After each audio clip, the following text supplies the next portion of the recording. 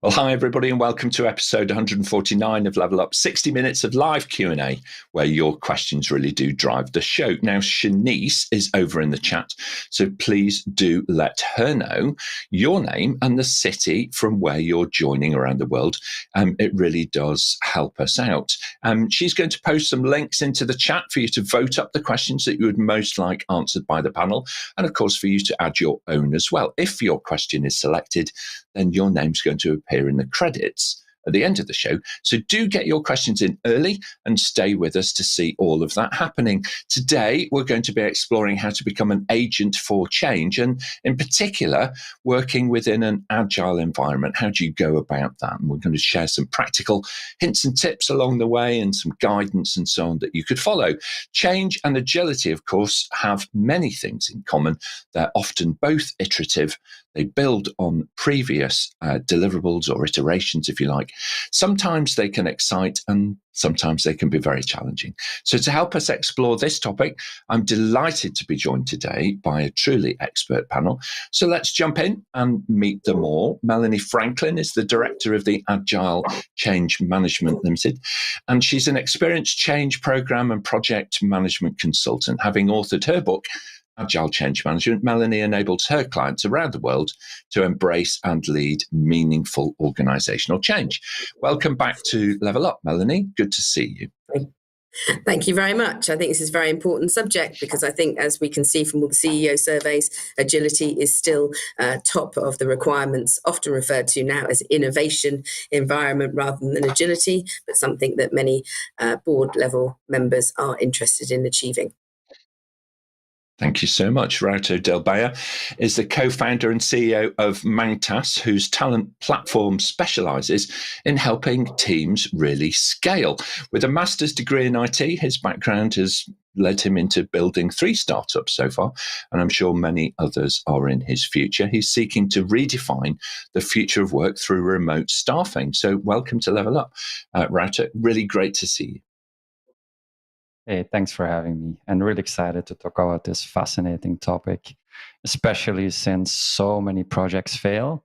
It is proven that an agile methodology can improve this with over 70%. So really looking forward to sharing my thoughts. Okay, perfect. Thank you so much. Orlando rejoins us. Orlando Heijmerink is a trainer and change guide over at Lagant in the Netherlands. His earlier career was also in financial services, where he rose to become the director of project and implementation at ABN AMRO, amongst others. Orlando builds true trust in teams, which is a key element, I think it's fair to say, about bringing motivation and new energy to bear. Welcome back to Level Up, Orlando. Lovely to see you. Well, thank you very much. Really delighted here to be here and discuss this relevant topic with each other. I always say people do not want to change, but do want to change, but doesn't want to be changed by others. So it's all about motivational factors. And that's what I really love to stress today. Yeah, it's a good point, isn't it? It's a good point. Is it being done to us, or are we being part of it? That's a key question for us all, I think.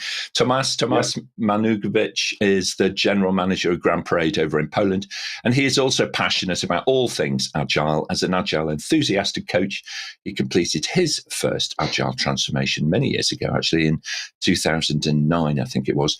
And of course, he's co-authored the book, The Light Book 2, which draws leadership insights from some of the clients and his network that he has worked with.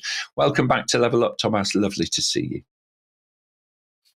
Hello, everybody. Welcome. And it's great to be here once again, especially that Agile, we're talking about Agile a lot, but Agile change and how to implement change, that's more complex than just having the Agile mindset. So happy to discuss it today. Okay, excellent. Thanks very much, Tomasz. Adrian Pyne completes our panel. He's the director over at Pyne Consulting. And although when he was approaching semi-retirement, he decided just to write another book. It's this kind of thing with a serial author, isn't it? There's one more book still in you. Adrian decided to write this latest one, Agile Beyond IT, really trying to help project managers, I think, and the PPM community think differently. As a fellow of the Association of Project Management, Adrian has, of course, contributed to many guidance and bodies of knowledge over the years, and his work across 11 industry verticals and the public sector as well has set him in good stead for experience. So welcome back to Level Up, Adrian. Lovely to see you. Thank you very much, Nick. And I completely echo what Melanie sort of said. I think agility at board level has moved long beyond the fad stage. And I guess part of my passion is trying to stop people making mistakes and getting agility wrong, because it's so easy to do. And that's kind of one of the drivers for the book. I just got so frustrated. I thought, look, this is what project agility looks like, just stop making expensive mistakes. So there we go. Okay, excellent. Well, we'll try and, highlight some of those kind of as we go through, some little practical hints and tips for people to be able to latch on to. I can see lots of people have already joined us in the chat. So it's really great to see you all joining in. So Suchitra today is our question master. She's over in Bangalore in India. So welcome, Suchitra. How was your weekend? Hi, Nick, and hi to everyone watching and the panelists. My weekend was very good, and now I'm looking forward to today's show. All right, excellent. Well, let's jump straight into it then, panel. And Suchitra, if we can, let's have our first question, please. So our first question is from our panelist, Adrian, who asks, what do we mean by agile change? All right, so that's a really good question to open the show. Panelists, what is your interpretation of agile change in particular? Who would like to start us off? Melanie, go ahead. I think the important thing when we bring the word agile into change is that many change professionals will say we've always been agile. Whatever we try to change, we always iterate, we always build upon it. But I think that combining the two approaches means that we can be more deliberate in explaining to our stakeholders and managing their expectations that there will be early change. It may not be perfect, but it gives them the opportunity to feed back on what they are seeing. It gives them the opportunity to help shape and co-create the change as it unfolds. So I think we can very easily align agile change to it's a version of emergent change. It gives that opportunity for feedback. It gives that opportunity to respond to the environment. And it gives that opportunity to manage the expectations that you're not going to get everything up front, all of which leads, I think, to stakeholders having an opportunity to be a part of the change, do it to themselves, not have it done to them. Yeah, it's such an important part, isn't it, to feel that you're at the heart of it rather than it being done to you. So I completely get that, and those that sense of the iterative approach does allow much more opportunity, for people to be able to be brought on board, earlier, and also importantly, as you say, to co-create and to shape the outcomes. Tomasz, your thoughts, please, and then we'll hear from Adrian. Yeah, from my perspective, the change itself, it doesn't matter if it's agile change or different change. We need to embrace our emotional part of the change, because change is basically the people who are changing the behavior. And if people are changing the behavior, they may be afraid of new ways of working, or they may be angry because they don't want to change. So despite it's agile or not agile, we need to first things first focus on the people's emotions during the change. And now with the agile change, it's easier, right? Because it's supposed to be that this agile change will be much better for the group, much better for the teams. I'm talking about right now the development teams, the engineering teams. But we know that with the whole bunch of agile methodologies, we bring attention of the servant leadership. So if people feel that they will have leaders who will serve them, they should be more motivated to go with this change. But definitely, first things first is the people aspect in introducing a change. It's a really good point to bring in that emotional context, okay? Because much of the barriers, I think, to organizational change can initially, people's reaction, they can be quite emotional, particularly when they're under stress. Sometimes what you're seeing as a symptom, you're not seeing the real person. You're seeing somebody who's grumpy or irritated. Things might not have gone well for them that morning. Who knows? Who knows what's happening outside of the professional life where you are working with them? So that emotional dimension is very important, very influential. Wouter, can we go to you next, please? And then we'll hear from Orlando. Absolutely, happy to. So really, I think most projects that I've been part of were done in ivory towers somewhere in isolation, where somebody made a 2-year plan with a whole set of tasks and steps. And on basically day one, the plan was not executed to plan already, right? So to me, Agile Change is the exact opposite of that. It's to really work with the people, implement extremely quick changes, get everyone involved, learn from it, and then move on from there. And what you then start realizing, and then we'll talk a lot about change and how everything changes around you. Actually, the plan that you may have had and the objectives of that plan that you may have had when you started may no longer be valid midway that project. There may be new technology that has come and you may want to incorporate that.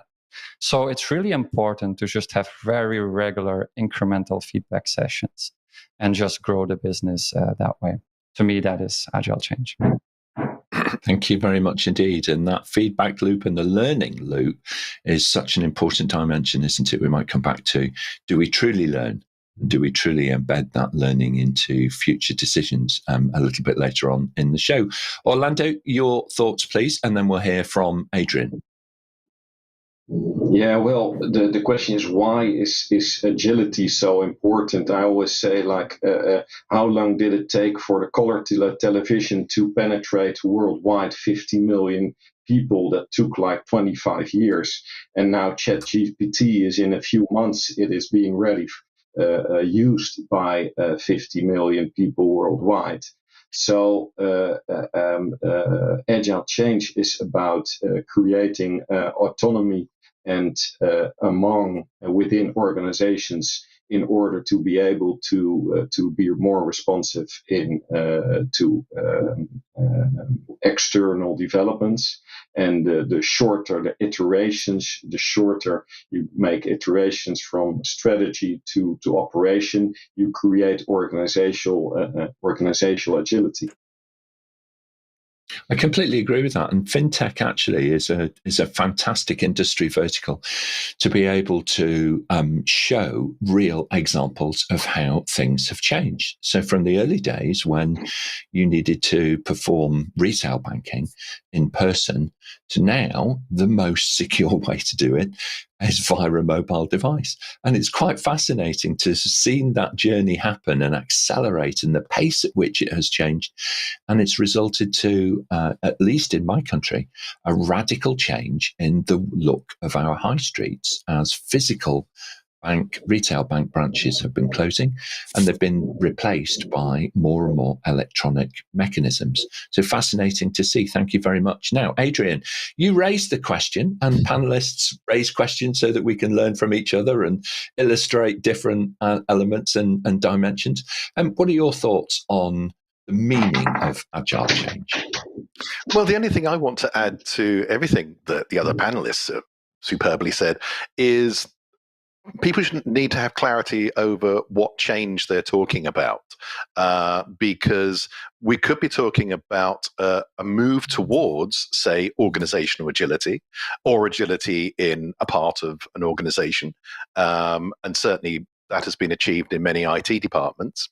And then, or are we talking about doing transformation in an agile way? And you do not necessarily needs to have a completely agile organization in order to carry out transformation in an agile way. I've certainly worked with companies that have said, we're going to do this transformation and we're going to give you the necessary authority, going to create the necessary environment and landscape in which this massive change program can be delivered and managed in an agile way. So that's just, it's part of my sort of proselytizing desire for people to think clearly about what they mean by agility and how they're going to use it.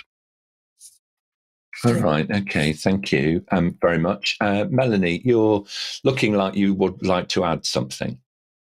I think Adrian's absolutely right that when it comes to running a large transformation, organizations are picking up and applying a more agile approach to that particular initiative, irrespective of where they are on a more traditional maturity assessment of their agility. We know that many agile teams sit within IT. It has spread out much more to digital marketing now, not surprisingly, as digital marketing is, if you like, another branch of information technology. But there are large parts of the operations of an organization that are not yet as agile as they could be. And I certainly see that the agile approach, the agile concepts being applied to a large-scale transformation is a way in which agile can be brought out of what could be seen as more of a niche, like the IT department, and actually made it a far more standardized leadership approach and a way in which we deliver value across the organization. So I would certainly endorse what Adrian says about you can work whatever maturity of agility you have, you can apply all of the agile principles to a large change or transformation program. Okay, thank you very much indeed. Very good. Well, what a great question, Adrian. Thanks so much for kicking off the show in great style. Let's see who we've got joining us from around the world. Akuna, very welcome to you, dialing in from Nigeria to join us today. Fantastic to see you online. And Lizzie from Norwich here in the UK. Very beautiful city, actually, Norwich, over in East Anglia. Thank you very much for joining yourself. And Idara, a regular Level Up viewer, thank you for joining from Nigeria. Great to see you online. Looking forward to your questions in the chat coming up a little bit later. And Munasha, thank you so much for joining from Zambia. Great to have you online. Not sure if you're joining on LinkedIn or on YouTube, but whichever platform you're on, everybody, you're most welcome. Do get those questions into the chat, and the team, Adriana and Shanice, will pick them up and bring them into the panel. Okay, very good. Let's move on, if we can, and take our next question, please, Suchitra. Our next question is from Esther. For many, agile approaches require a big shift in mindset. Does the panel have advice for dealing with this change? It's a really good question. Thank you so much, Esther. Adrian, why don't you start us off and then we'll hear from Orlando. Thank you, Nick. I think for me, if we're going to change the mindset, we're talking about the organization culture here, whether or not it's being applied in sort of, shall we say, the micro for an individual transformation program that sort of Melanie talked about, introduced us to, or whether we're literally talking about transforming an organization to agility. And the only way to do that sustainably, in my view, is actually from the board level down. I've seen many attempts to grow agility from the bottom up. It can work, but I've very rarely seen it sustained, and certainly not in medium size, and never in a corporate. So to me, this is where Cotter is right. The energy of change needs to come from the top, and it needs to be sustained by the board, and that's the only way you're going to achieve that lasting, sustained mindset, behavioral change needed in order for agility to work and gain value from it. It's certainly a key point, isn't it?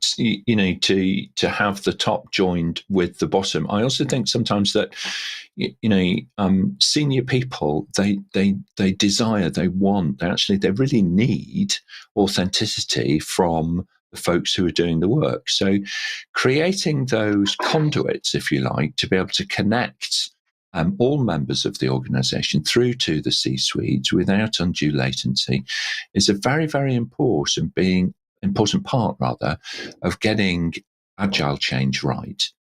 Becoming precise and accurate about what is truly happening on the ground is something that's vital information for the C-suite. So it works kind of both ways, and I completely agree with you. Thank you very much, Adrian. Orlando, let's go to you next, please, and then we'll go to Wouter. Yes, thank you. Yes, I fully agree with Adrian. You need the top for supporting it.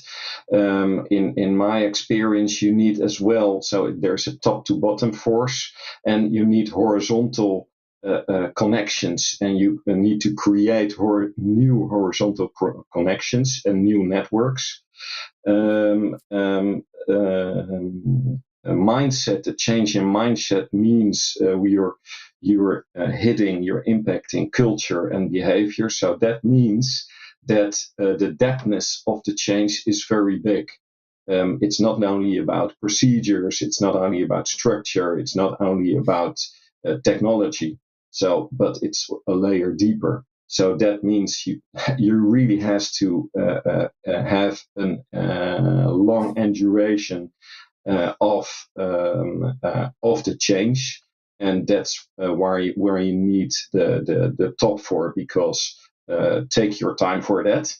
That's one of my tips.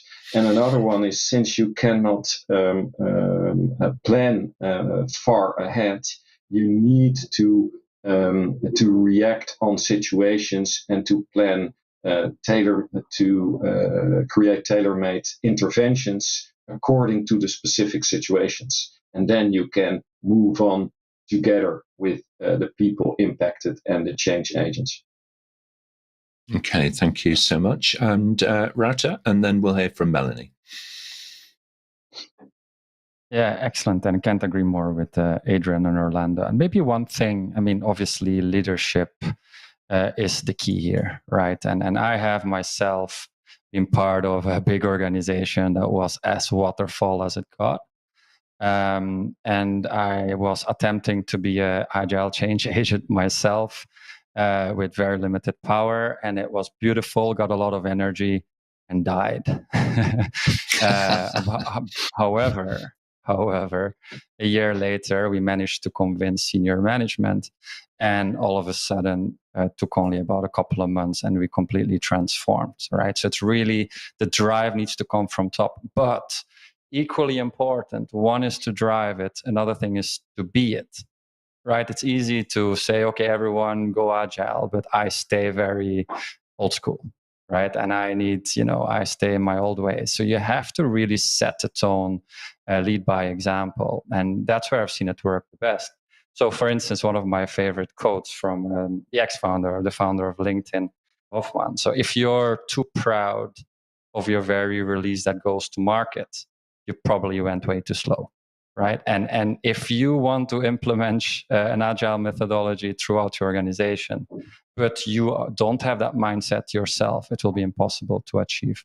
So I would say it's important to get leadership buy-in, but it's important that they themselves become or are agiles themselves.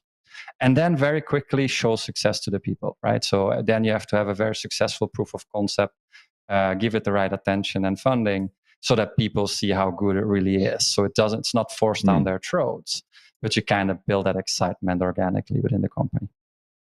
It's such a good point to, provide that beacon that people want to walk towards, perhaps, rather than having to push it too hard. Some really great points. Thank you so much, Wouter. And Melanie, your thoughts, please.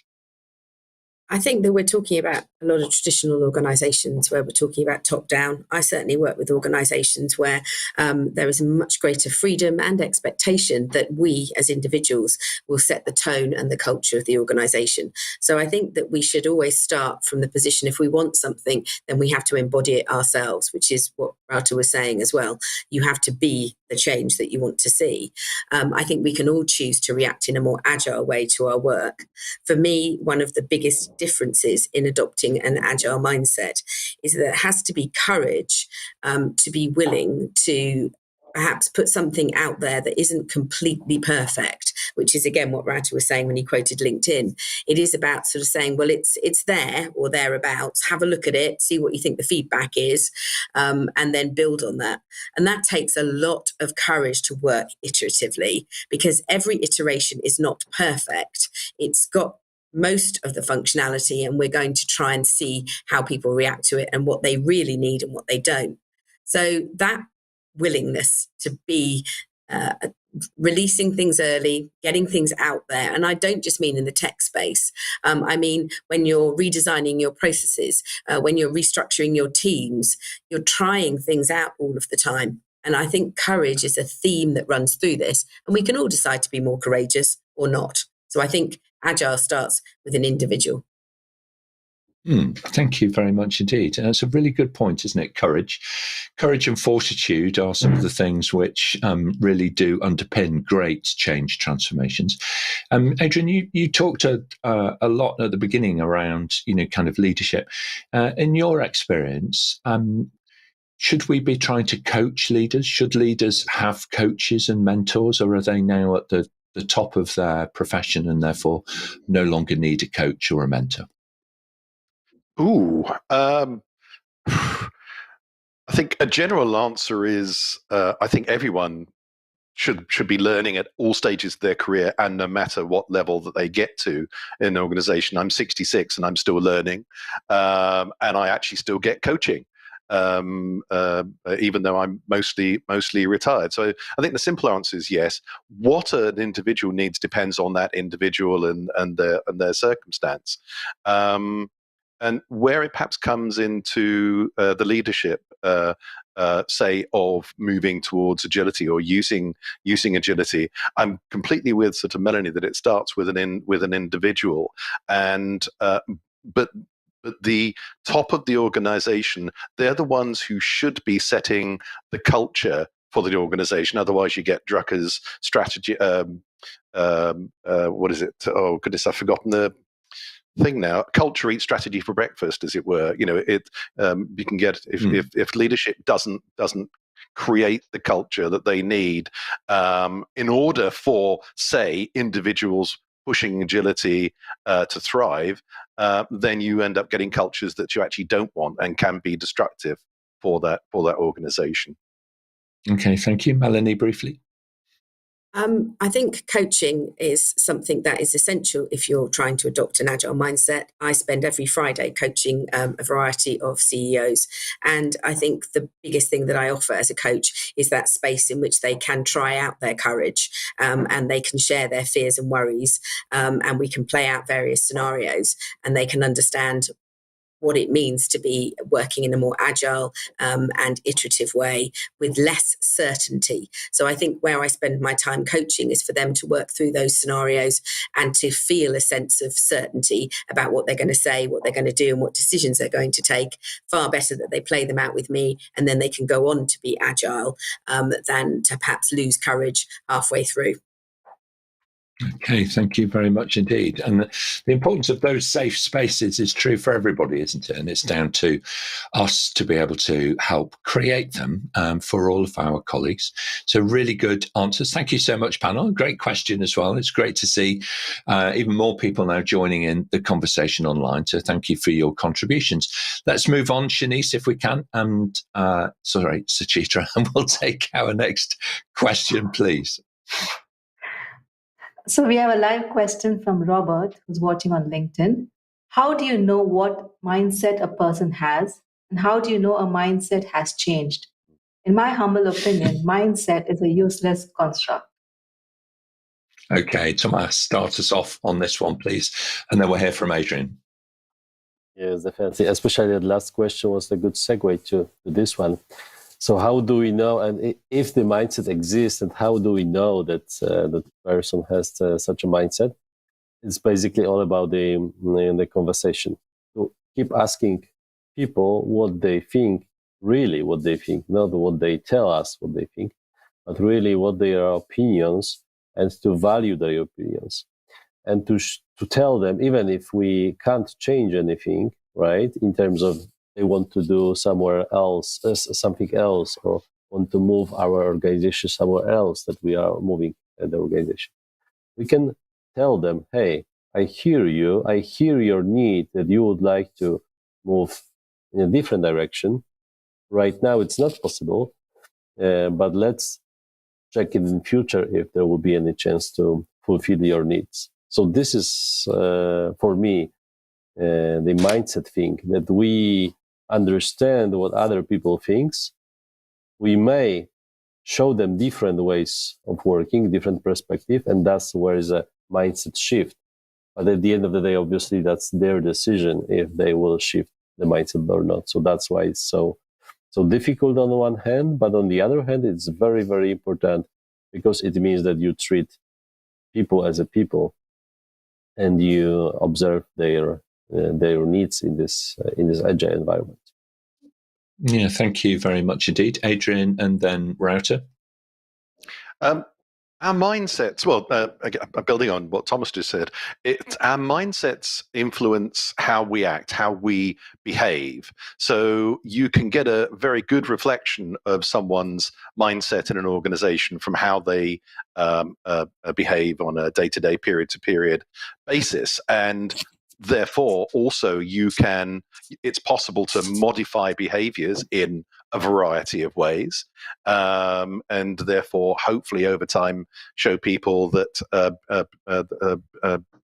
change behaviors are more positive. It's what happened, for example, with wearing seatbelts. When I was a very young driver, a lot of people didn't wear seatbelts when I first learned to drive. Massive campaign by the government. Accident rates came down. So people were shown that it was a natural and the right and sensible thing to do to wear seatbelts, and people just naturally wear seatbelts. So it's the behaviors that reflect someone's mindset, and again, you can change those behaviors to over time modify someone's mindset. Thank you so much, Wouter, and then Melanie. Yeah, so I like to usually say that Agile makes things painfully transparent, right? It's either there or it's not there, and I'm very much a data guy, right? For me, it's much more, and anyway, that's the Agile methodology as well. Like, ultimately boils down to, did the team deliver or not, according to what was on the backlog and in the plan, right?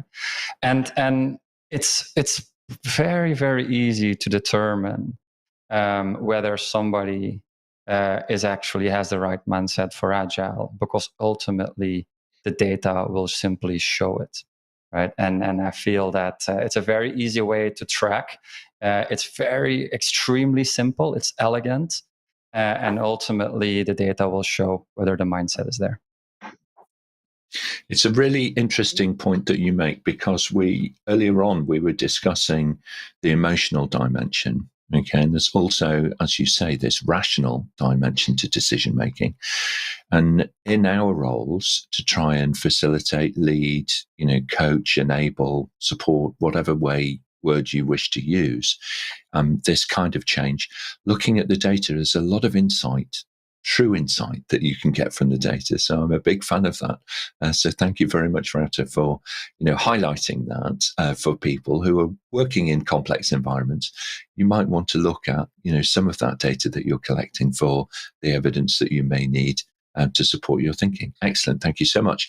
Melanie, your thoughts, please, and then we'll hear from Orlando.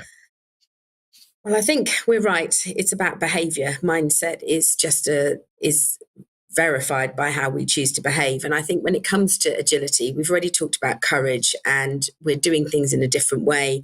We're talking about that being very transparent. We can see whether or not people are working in a more iterative way, whether or not they are listening to the feedback of others, whether or not they are willing to co-create and experiment and take risks. So if we want those kinds of behaviours, then I think we have to bear in mind that role modelling is absolutely essential, because you need to see that behaviour in others, because it makes you feel safe. It makes you think, well, it's working for them, so maybe it's not such a risk if I start to work in that way. So I think we need to tell stories, share examples, and get other people speaking very explicitly about how they are choosing to work in a more agile way to encourage more and more people to adopt that. Okay, thank you so much indeed. Some really good points there around thinking about that, kind of connection between mindset and the witnessing. What people see and witness in behavior often is an insight to the soul, isn't it? It's an insight to that mindset. So thank you very much indeed. Orlando, final thoughts on this, and then we'll move on. Yeah, fine. I really agree with Melanie. I want to add the importance of experimentation, of the culture and the ability and the safetiness within an organization to be able to experiment as a result of working iteratively. And that is one important behavioral outcome of mindset of agility. Okay, thank you very much indeed. Excellent.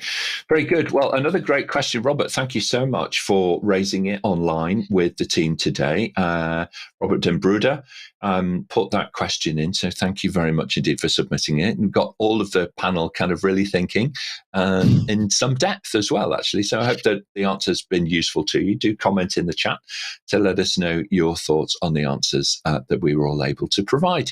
Shanice, if we can, let's move on. We'll take our next question as they're stacking up. So we have a question from Munashe, who's watching on LinkedIn. At what level or stage of the project can agile change be implemented? Okay, so Melanie, why don't you start us on this one? Well, I think, again, we come back to this is about behaviour. We can certainly work our way top down and sort of establish the programme plan on a more incremental basis. That leads to project plans being on an incremental basis, and that leads us to implementing changes in procedures, organisation structures, new processes on an incremental basis. But I think at the heart of it, it means that every individual has to be willing to break their work down into smaller pieces, identify for themselves what's the most valuable one of those pieces, and then deliver that value as early as possible. So I think that whilst we can say the typical answer would be that you can apply an agile change approach from program through project and downwards, it's actually at an individual level that we can exhibit that behaviour. And it comes down to, can I break my work into smaller pieces? Can I apply prioritisation to decide which of those pieces is the most valuable, that will give the most value, answer the most questions, and give something that my stakeholders can get on and use? Let's do that one first, and then I'll come back and have a look at everything else. So actually, an agile approach can be applied to anything at any point. Yeah, thank you. Thank you. That's very helpful. Thanks, Melanie. Wouter, your thoughts, then we'll hear from Adrian. Yeah, okay. My view is slightly different because of the definition of a project. I mean, if you're in the middle of a project which a client has already paid for or has partially paid, and you have milestones and all of that, and if you then midway decide, hey, let's go agile now, you basically have to break the whole project down and start from scratch and really change how you're going to deliver that project. For instance, in an environment where you're delivering a project for a client, right? So I think it really depends, right, on the type of project that you're in and the starting point of the situation. If you're truly starting from scratch and you're in the middle of a project and you want to implement agile change for that specific project, I think the only way to achieve it is to really stop the project right there and then and recreate the whole agreement and take it from there. You could indeed start from everywhere, but you'll need to have the buy-in from all the stakeholders to basically break it all down first. Okay, all right. Thank you so much. It's a really good point, isn't it? Because these things, whilst we as individuals and we can, in certain circumstances, spin up, different ways of working, there are also other constraints, that we're working within, other frameworks that we're working within, and so on. And if we're going to make it truly effective and not just to your point a little earlier, if I may paraphrase, something very beautiful but short-lived, rather like the firefly type approach kind of thing, then we do need to consider the context in which we're working. So really good points. Thank you very much indeed. Adrian, I'd like to come to you next if I can, and then we'll hear from Tomasz. Yeah, two quick things. When I first read this question, I was a little bit puzzled because wasn't quite sure how to react to it. I'm kind of with Wouter, with Wouter. You can be a bit agile. You can do agility with some things, say in a project, program, or portfolio, but you're likely only to get a small amount of value out of that. The point about agility is you're doing it to achieve some kind of value, and the greater the potential scope of your use of it, the greater the potential value of it. Is one answer.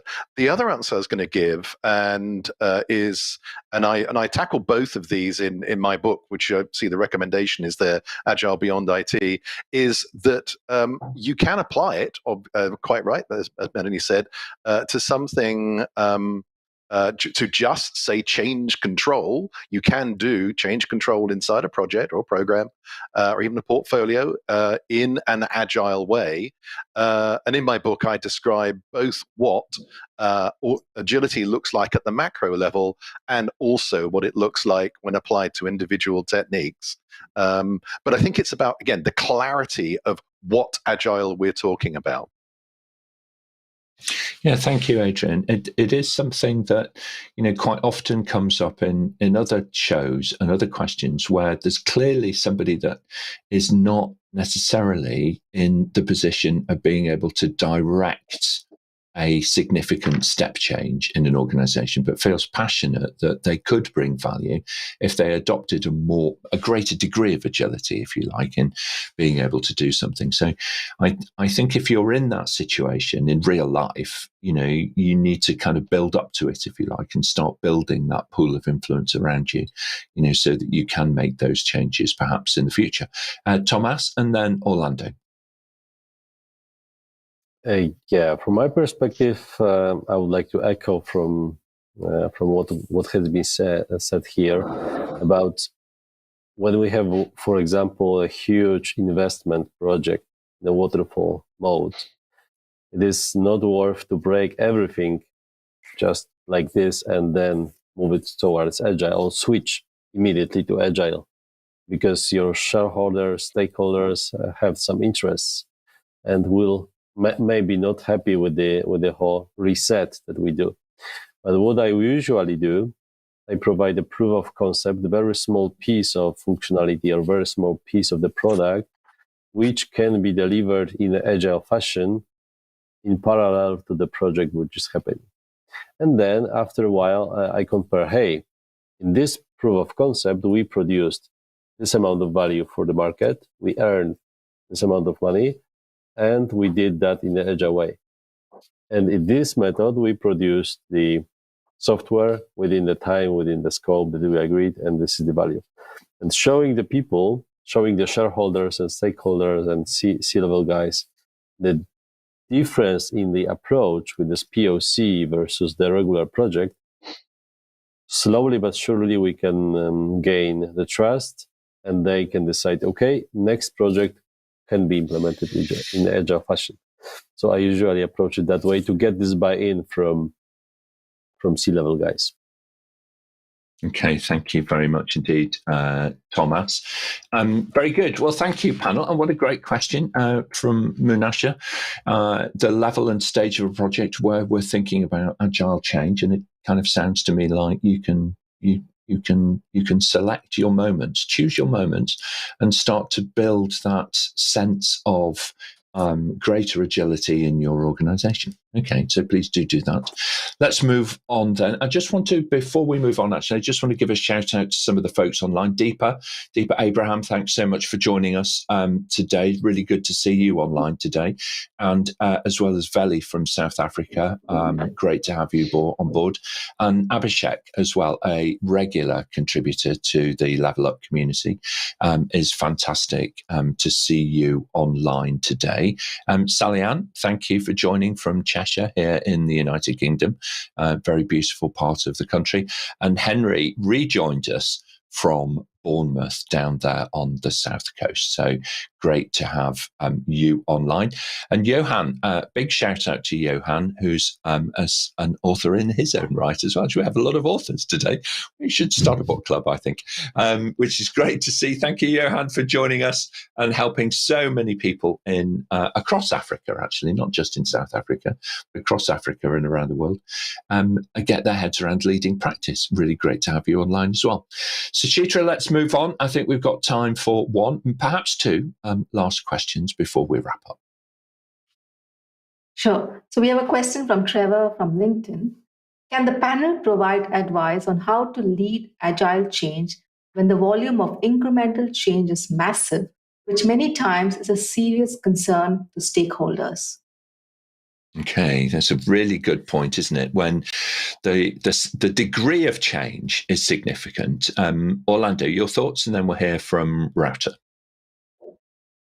Yeah, so what I read in the question is the massiveness of change, and a lot of stakeholders are impacted.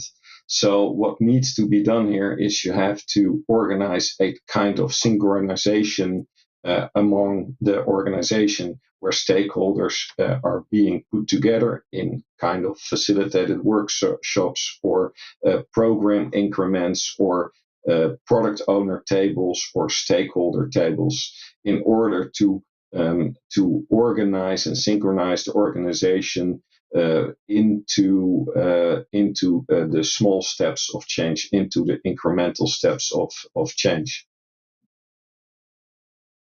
Thank you very much indeed. And Wouter, your thoughts? And then we'll hear from Melanie. Yeah. So I'm just reading the question, volume of incremental change. So there are two ways of looking at it. Is it because there's a lot of change to be done to begin with, period, right? And if that's the case, you have basically two approaches, right? You either go into your ivory towers and analyze all the change that needs to happen, come up with your hypothetical priorities, and then get it done over the next couple of years.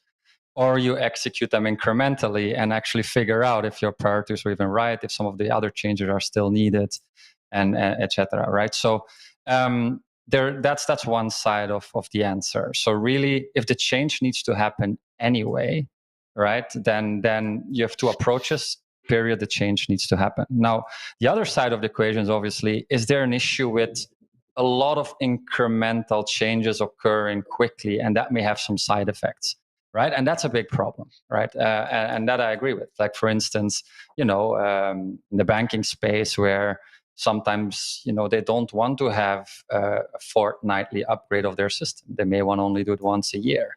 How do you roll out changes incrementally, right? And that's the other side. And there's only one way to solve that. Back to the original point. Get your senior guys to sign off on this approach. Get the processes in place where you're ready to roll out incrementally. And then you just execute. Okay, thank you very much. It is a really brilliant question, this, Trevor.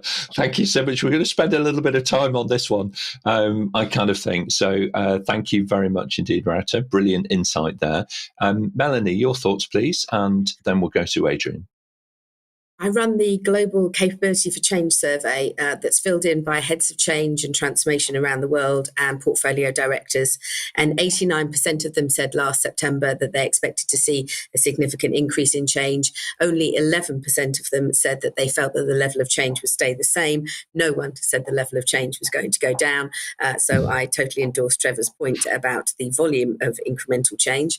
I also think we have to recognise that when we move to a more agile approach, it is that very nature of the incremental approach that leads us to more waves of change that people have to assimilate.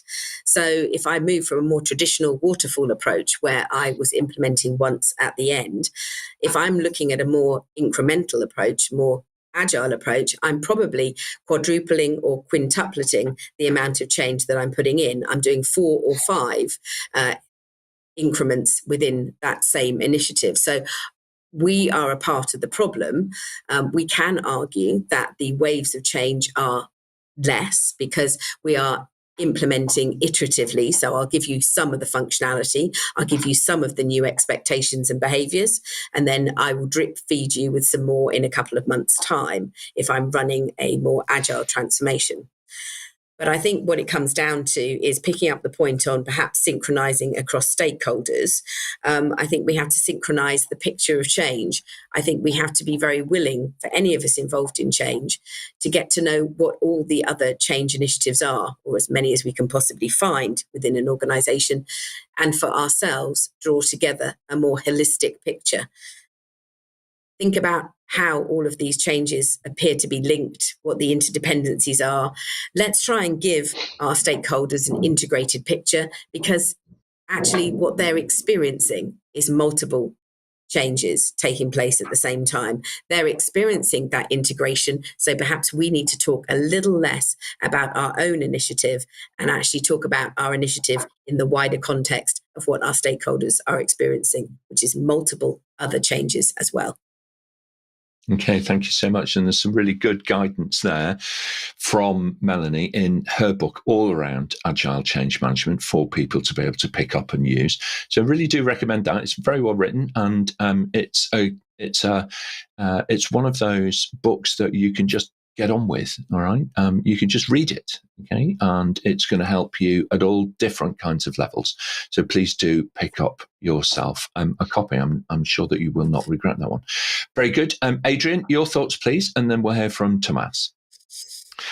Yes, with a huge amount of the volume of change, and Melanie's completely right about that. I've seen that survey.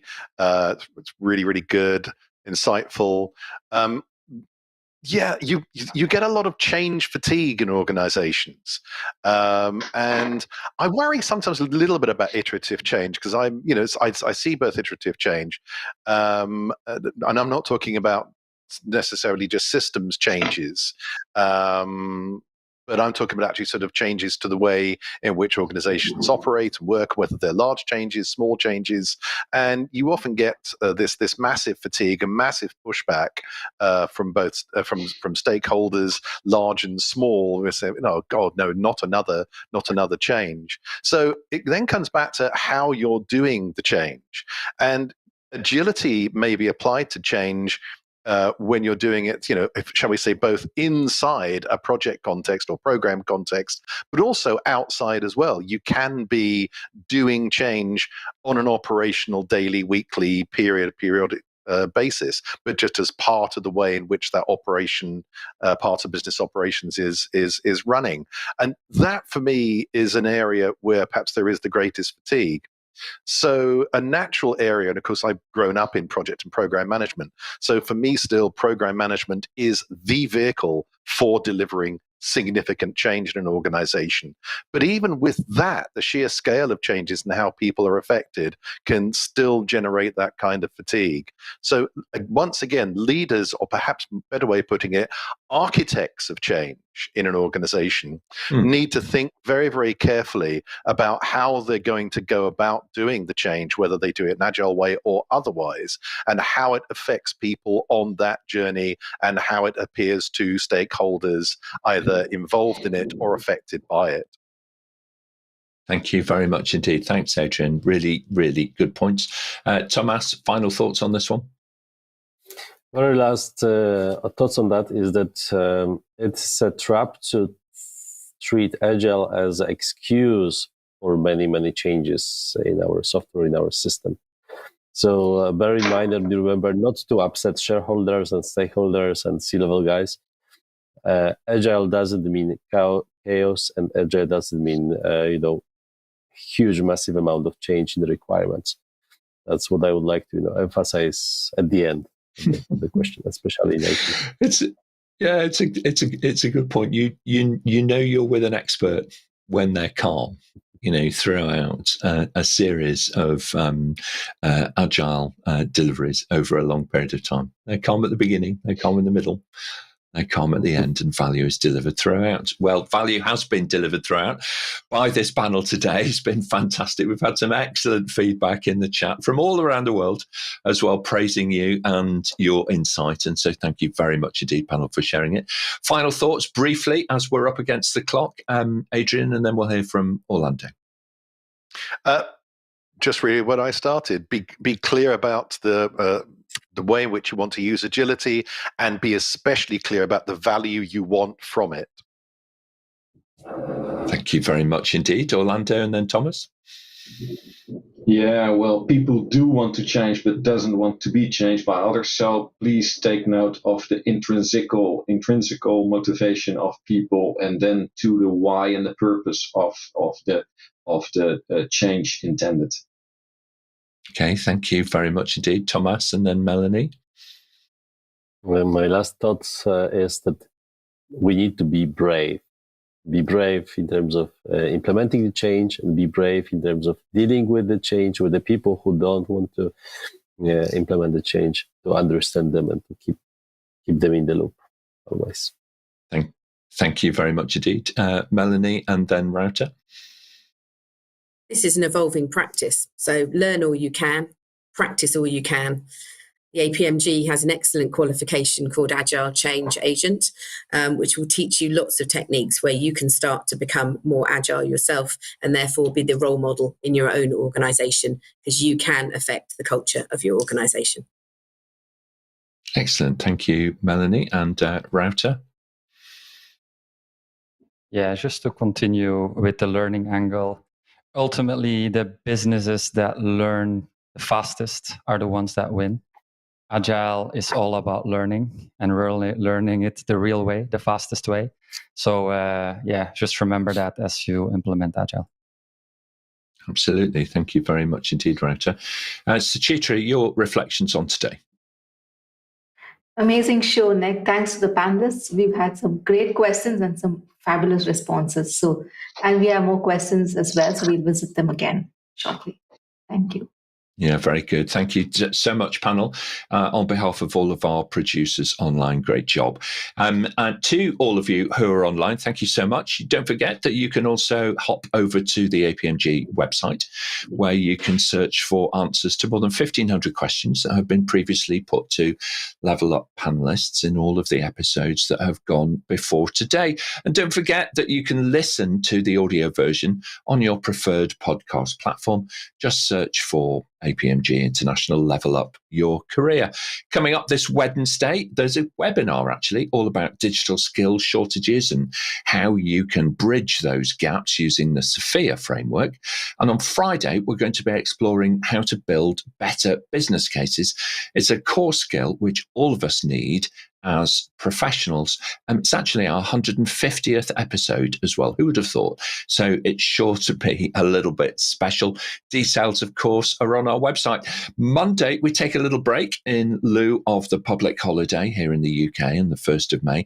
And then we're going to return on Friday the 5th with all about how to become a digital leader. Now, subscribe to the show, and we'll send you a personal summary of what's coming up and how you too can join us here on the panel and level up your career with APMG. Have a great week, everybody. We'll see you next time.